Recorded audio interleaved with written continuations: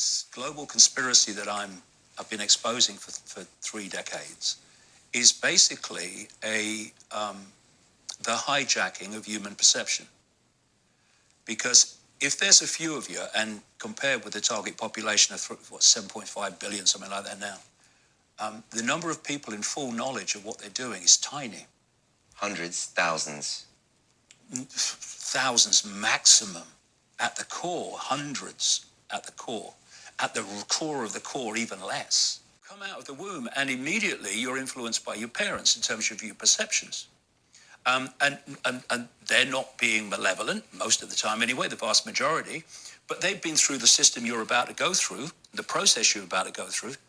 They've bought it, accepted it as normal, accepted the crazy place to be sane, and therefore, out of wanting to do right for you, they'll pass those perceptions on to you.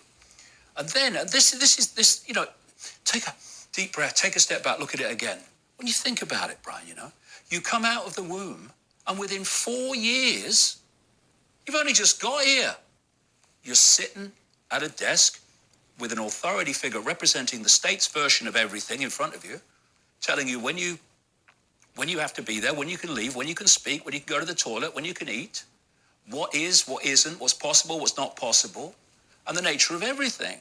And this goes on all the way through your formative years, into higher education, if that's where you go. And it's a download of normal, a perception of normal. What I call it the postage stamp consensus. It's a narrow band of sense of the possible, which has basically been repeated. One of the greatest forms of mind control, repetition, repetition, repetition, all the way through your formative years. You then go out from there into the institutions. You become a journalist, you become a politician, you become a doctor, you become a scientist, you become a CEO, whatever. And you take with you into those institutions this core version of normal. And when you go as a young person into those institutions are already pillars, solidified concrete pillars of the same sense of normal. So now you've left school, but where you're working is still confirming to you that the madhouse is sane and normal is how things are. A journalist who's doing a story on a medical condition will not go to a complementary practitioner who may have had great success in treating the particular ailment they're writing about. They'll go to a doctor, and the doctor will give him the song sheet, postage stamp consensus version of that problem. And so normal are kind of what we believe about medicine, everything. Capitalism, government, all these things are these normals that we've been programmed. Because it's basically, Brian, all people here. I call it the mainstream everything. The mainstream media, mainstream science, mainstream medicine, mainstream journalism. They're all unknowing, most of them, the vast majority, agents of the postage stamp consensus. By reflex action, one of the things you get is, I bet you believe in little green men and all this stuff. Well, hold on, let's just take a perspective here. According to mainstream science, the electromagnetic spectrum is 0.005% of what exists in the universe. Some say it's a bit more, but not much. Visible light, which is the only frequency band that we can see, is a fraction, a tiny fraction, of the 0.005%. So humans, compared with what exists even in this universe, are basically blind. We don't live in a world, we live in a band of frequency. Actually, we live in an information source if you go deeper. And then you look at according to mainstream science's projection of the size of the universe, compared with that, planet Earth is the equivalent of 1/1000th of a pinhead. Now, the postage stamp program is so all-pervading, and the suppression of information, like I've just said, in the mainstream is all-pervading, that people laugh at the fact that this world could be manipulated by a non-human force. when they can see a tiny fraction of 0.005% on a planet equivalent to a billionth size of a pinhead. And see, the key to keeping people in perceptual servitude is to suppress the nature of reality itself. And they're describing what the ancients described. When you've got this man who's unfortunately just died in his 90s, William Tompkins, writing a book in 2015, describing how he was seconded in 1942 into a top secret naval intelligence operation in America based at the naval base at San Diego, where his role, or the role of that organization, was to interact with non-human entities. And he produces documents, he produces pictures of people he was with to support what he claims. And he's saying world governments are controlled by a reptilian non-human race. I've been saying that since the 90s. Who are these people? Royal family? Reptiles? Trump? Well, let's look at how it works. First of all, these entities operate in the unseen, overwhelmingly in the unseen. Because we, like I said earlier, live in a frequency band, a band of frequency. Anything beyond that frequency we can't see, we're not aware of. And, people have no trouble accepting that the old analog system of radio and television stations are different frequencies sharing the same space without interfering with each other unless they're really close on the dial. The analog system, BBC One and ITV and CNN, they're sharing the same space, but they're just on different frequencies. And the television picks up different frequencies as you change the channel.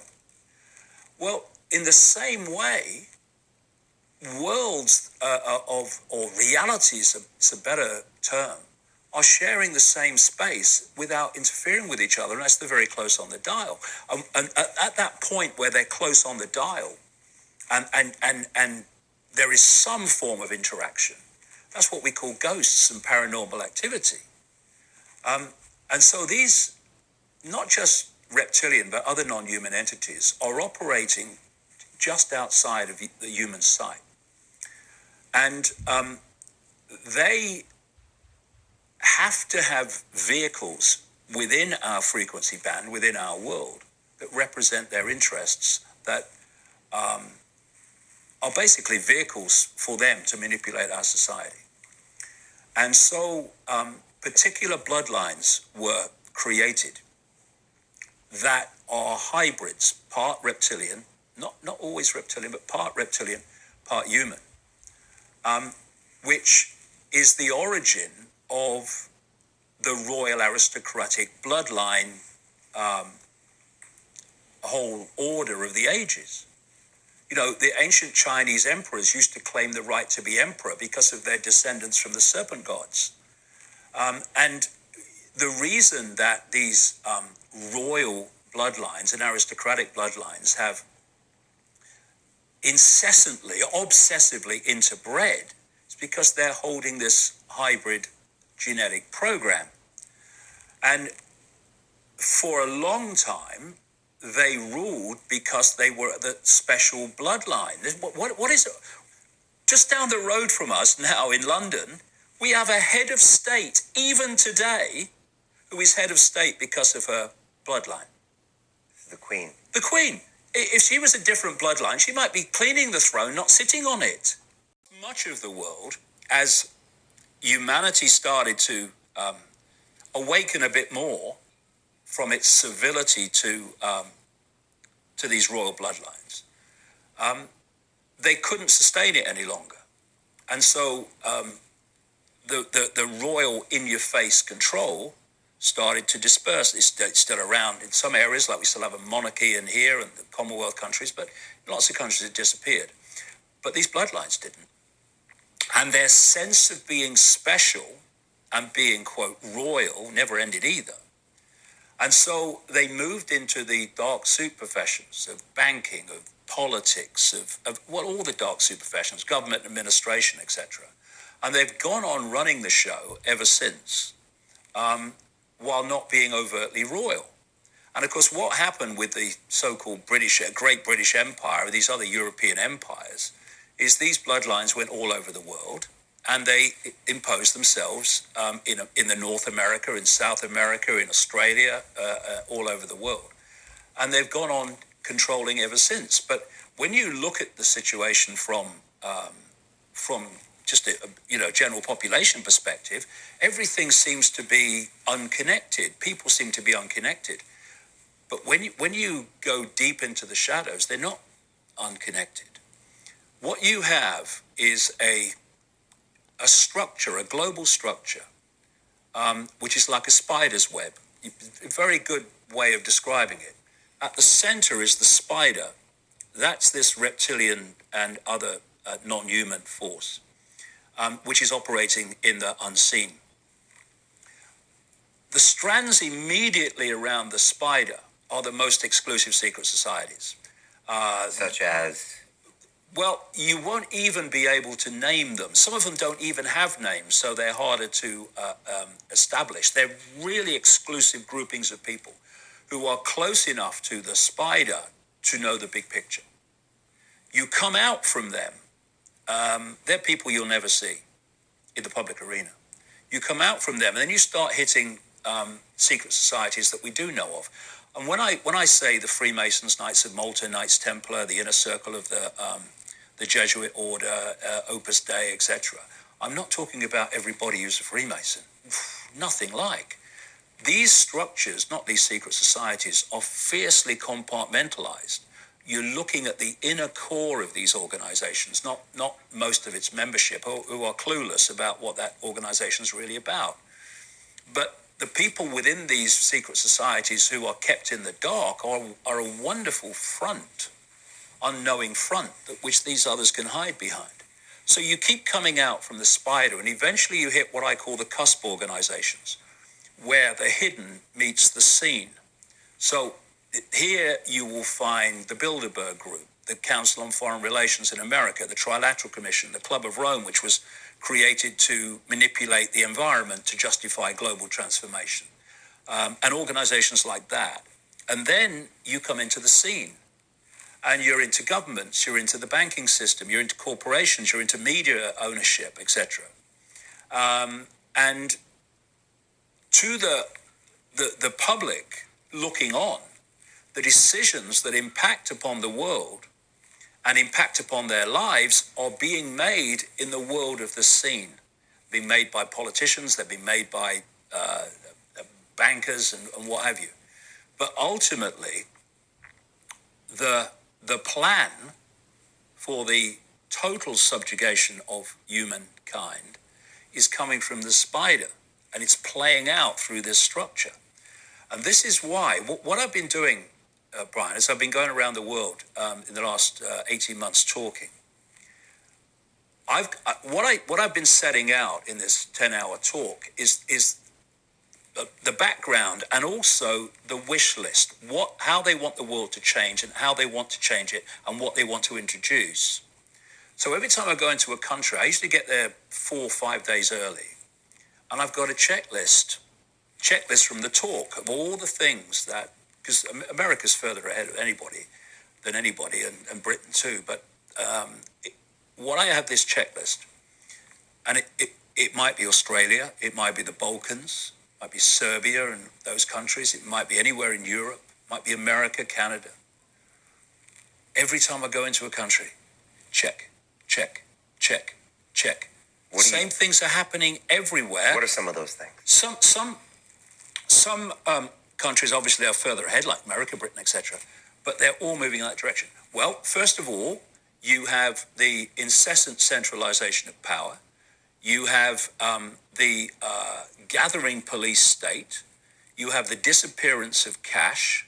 You have political correctness more and more imposing itself on country after country after country, silencing people, a war on freedom of speech, and also the whole transgender agenda, which I expose in the book. And that's just a few, is actually this technology that seems to be brand new and coming out of nowhere, just invented. I say that technology existed and was known about by this non-human force, the spider, while humans were knocking rocks together and shooting arrows. And this is all part of the plan. They're leaking it out to us. They're leaking it out. And of course, they need cover stories to get it into the public arena as if it's coming from the public arena. I say it's not. I mean, I've talked to people and read many, many accounts of people who have worked in what they call DUMBs, deep underground military bases, where you need a higher security clearance the lower you go, and they go deep, deep into the earth, who have talked about the fact that if you go deep enough, that's where the interaction takes place between non-human entities and human scientists, which ends up in the public arena as, just discovered a new technology. Can I ask, why do they want to do this, the manipulators? Why not get rid of us? Why keep us around? Why keep stringing us along? We must have some value to them if that's what they're doing. Well, yes, we do. And I can sum it up in a scene from The Matrix. When is that movie made by them, or was that alternative media, or is it hard to tell? It's hard to tell. Because they're throwing us a bone every now and then. Yeah. So we can feel like we know what's going on. Well, yeah. And also, just a quick aside, the world they want to take us into, and we are going into, unless we wake up, is so fantastically different from the world we've known that they have a big problem with that chasm. So I'm not saying this is about the Matrix, possibly, but I'm not saying it for sure. But I am saying it for sure about this stream of movies, year after year after year after year, that are portraying the very dystopian machine-controlled society that they want to take us into. Because it's called preemptive programming. What they're doing is systematically making us subconsciously, consciously too more and more, but subconsciously familiar with that world. So that as it comes in for real, it's less of a chasm, it's less of a shock, because we're being prepared for it. Because it's all a mind game, it's all a perception game. The whole thing is a perception game. So what Morpheus did in the Matrix movie is he held up a battery and he said, basically, the machines have turned human into one of these, which is an energy source. And you remember the scenes in the Matrix of the babies and having their energy trawled? If you look at common themes of ancient cultures and of people I've spoken to on the inside of the system, particularly in America, there is a common theme that these entities feed off human low vibrational energy. Because of a perceptual state is a frequency. If I'm in a state of depression, then I'm in a frequency. Depression is a frequency. Joy is a frequency in our reality. And if you're going to absorb energy as a source of energetic sustenance, then that energy has to be within the frequency band you operate on. And these non-human entities that are manipulating human society, by the very nature of who they are, how they act. I mean, the human word psychopath and psychopathic just encapsulates them. If you look at the so-called hair test of psychopathic traits, including no empathy and at the top, where people have no fail-safe mechanism of behavior because they have no emotional consequence, because they have no empathy, therefore anything goes. Things that we couldn't do because emotionally, empathetically, we couldn't do it to people, they have no problem because they are empathy deleted. So they're in a low-frequency state. And therefore, if they're going to use humans as an energetic source, human emotion has to be in a low vibrational state. So they've set up a human society to generate maximum fear, low vibrational state, anxiety, depression, conflict, And all these low vibrational emotional states, fear of the future, regret of the past, resentment, all these low vibrational states, and they feed off them. They feed off them, just like Morpheus was talking about. They've turned humans into one of these. So we are an energy source to them. And the idea is to get humans controlled by artificial intelligence so that they completely control our perceptual state. Is that the final plan? Yes. Then they're done if they do that right. And yes, because then they've got complete control. They will then be able, through artificial intelligence, to dictate the human frequency and be able to feed off it. And without anything like the same amount of manipulation that's taken this far. See, so if you have a war, even fear of a war, anxiety, a war itself, it's an energetic explosion of low vibrational energy. And that's what you see with the war on terror, with all these conflicts. All of it. It's 2 world wars. I mean, look at the world and the number of wars and conflicts. And this is an interesting point too, Brian. There was a book written by an English academic called Steve Taylor called The Fall, some years ago now. And what he was doing was focusing on a period about 6,000 years ago when there was a very significant, and in terms of what we call evolution, a very fast change in the human psyche. And it came out of the Middle East after an invasion of what he calls Indo-European and Semitic peoples. Of course, when I say Semitic, people think, oh, you mean Jewish? No. Semitic refers to a language group in the Middle East, and the vast majority of Semitic peoples are Arabs. Something else that's an inversion.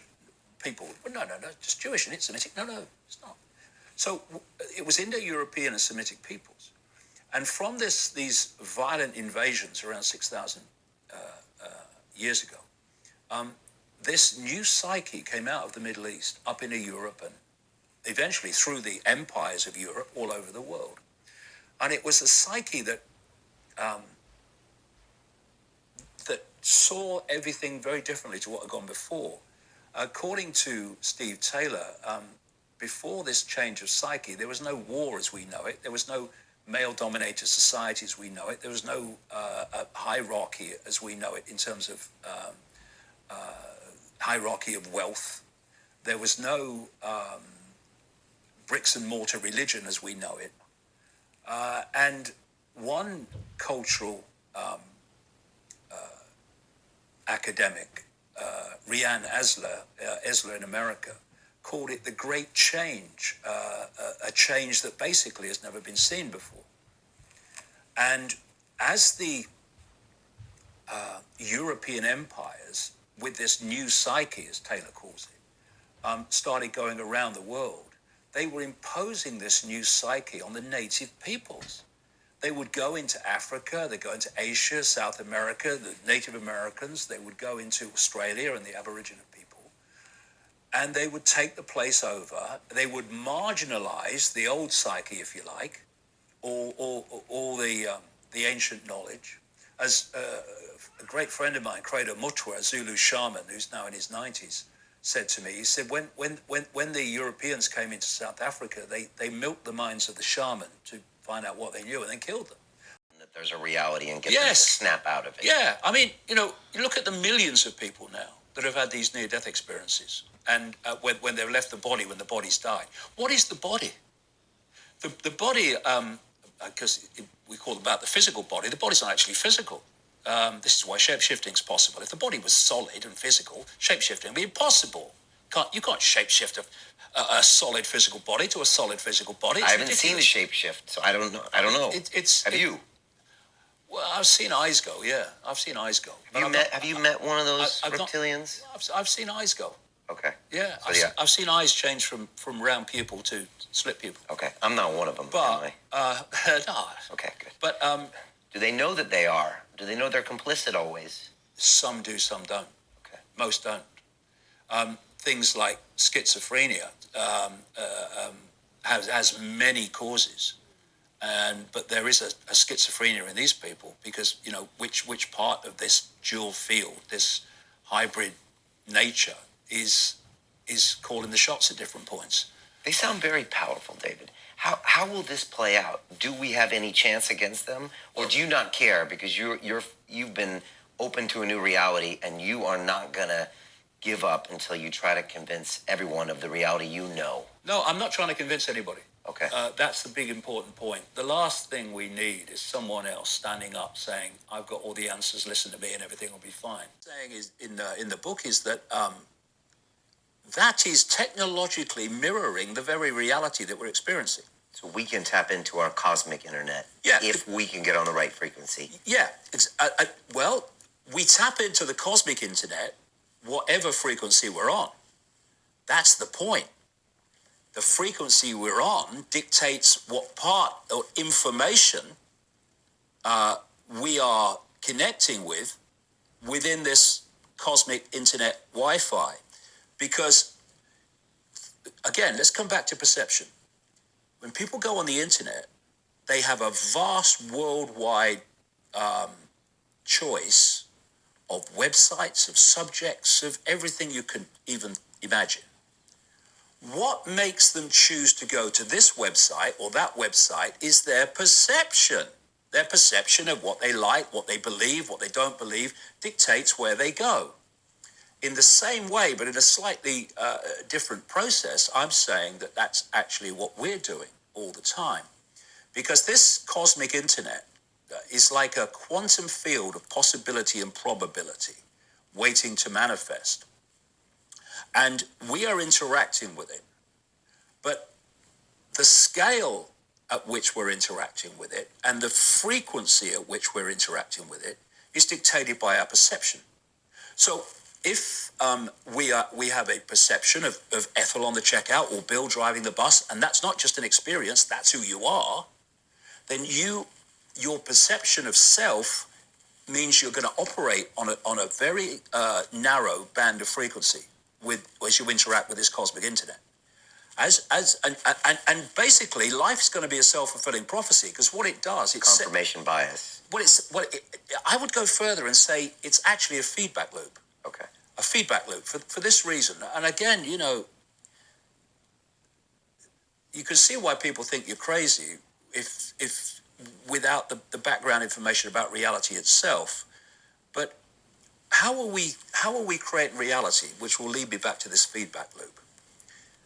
This cosmic field of possibility and probability, in its base form, is waveform information. The body in its base form is waveform information. And what the five senses do, for instance, is take waveform information, turn it into electrical information, and communicate it to the brain that decodes it into, I would say, digital and holographic information, which gives the illusion of physicality. It also gives the illusion of the world being outside of us when it's actually inside of us. And when you break it down, the world that we see and appears to be outside of us is actually being decoded in a small area at the back of the brain into the reality we think is outside of us, just as a computer is decoding information inside itself, which appears on the screen. So we're projecting our own reality back into ourselves. Yeah, but a lot of people would agree with that. But what we're doing in terms of that reality is interacting with this possibility-probability quantum field on the basis of our perception. So little me, little possibility, is represented in the frequency band that operates in. So you're now interacting with possibility and probability and setting up this feedback loop of waveform becoming holographic, which is mirroring your perception. This is the self-fulfilling prophecy feedback loop. When you then self-identify, I'm infinite awareness having an experience, that expansion of self-identity is an expansion of consciousness that perceives that self-identity. So now you're interacting with possibility and probability on a much higher frequency and a much wider range. This will start to, quote, wake up. What is waking up? It's removing the onion skins of programming so we can be what we always were but have forgotten because of the programming. And what do people say? I went through it. When this happened to me, exploded with me in 1991. Your life starts to become synchronistic, more and more synchronistic. More and more coincidences happen. Fancy seeing you here. I mean, this is amazing. How can you... And this is just a quick aside. This is how all this information has come to me over the last 30 years. In the most synchronistic way.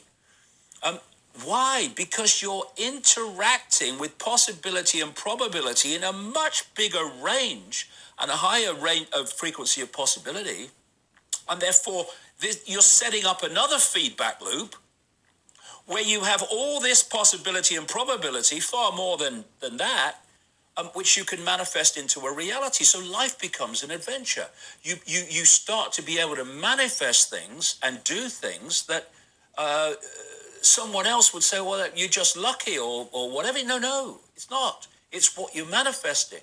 Now, if we had to change this world by sitting in the illusory physical and changing it in the physical, which doesn't exist, by sitting round a table and creating organizations and someone taking minutes, forget it. No chance. Just enjoy the rest of your life because it's over. But that's not the way we change the world. The world that we experience as collective reality is the sum total of human interaction between perception and possibility and probability. And that's why the world is as it is, and that's why they have to control our perceptions. They know all this deep in the shadows. Not the politicians, just pawns. I mean, deep in the shadows. They know that if they can control our perceptions of reality, of world events, yes, but crucially of self, then they're going to control the feedback loop and they're going to control the world we manifest. I've got no power. They have the power. They must look after us. Big Brother must save us. But if we, and so many more people are, but if more and more of us go through this process of perceptual transformation, we start to literally decode out of possibility and probability a new world. Because at the moment, we are existing in a world, in a reality, that is the holographic manifestation of human perception. If we change human perception from little me to infinite me, the world must change. Not only that, we will expand into levels of frequency that this manipulative force cannot operate in. So we don't even have to go kill them. They just won't be able to handle our new perception. Well, when anyone thinks that the way to change anything is to A, perceive an enemy, B, hate it, and C, kill it, that's what they're trying to do. The lowest of the low of perceptions. You know, this is why they want war, they want conflict, they want hate, because it holds us in a low frequency, thus low perceptual, thus low feedback state, and the world goes on as they want it. When I talk about these hybrid bloodlines, they're actually hybrid information fields. And when I'm looking at you now, I am decoding your waveform field, and you, as I'm seeing, in the form that I'm seeing, exist here, right? Now, if you were a hybrid, one of these bloodlines, you could shift that other part of the hybrid field. So that becomes the dominant one. Now as the observer, I'm decoding that one. So here, you would be something that's not human. To my experience, you have physically, solidity, move from one body to another. But no, the only place the shift goes on physically, illusory physically, is in the decoding processes of the observer. And, you know, one of the things that they've talked about for years, some scientists have, but now is becoming more and more accepted, is that this world, as we perceive it, only exists when we look at it, when it's observed. Because what they've found is, interestingly, that when something is observed, then you have the waveform collapse into a particle form. Now, I would go one step further and say it's not, this world doesn't exist as we see it when it's observed, but when it's decoded. And the act of observation, the act of focus triggers that decoding, that world. So this world as we perceive it literally only exists in the form that we perceive it when we decode it. And so you get, it's one of the things I talk about in the book. There was a book came out in the 1990s called The Holographic Universe, written by a guy called Michael Tolbert. Very interesting book. What he'd done, he went to mainstream scientists who were convinced that this world was holographic. And we hear a lot about this now. I was writing about it a long time ago. A lot about this, the world's holographic. But so we live in a holographic universe. No, we don't. We live in a waveform information universe. The hologram is what we decode the world into from that, like a computer decodes Wi-Fi onto what we see to what we see on the screen. Anyway, what one story in this book that Michael Tolbert tells was when his father had a stage hypnotist along for a party at his house.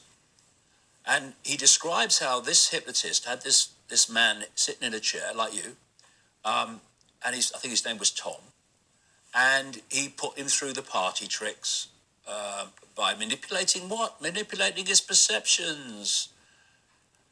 And therefore his reality changed. But anyway, at one point he said to this guy, Tom, he said, when I bring you back to a waking state, you're not going to be able to see your daughter in the room.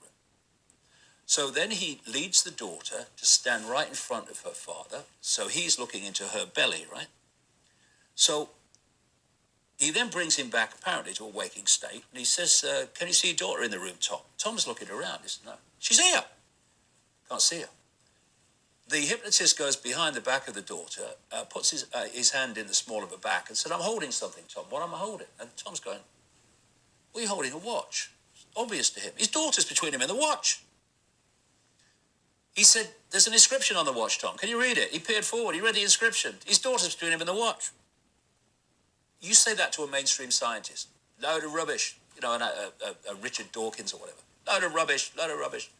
But it's so easy to explain.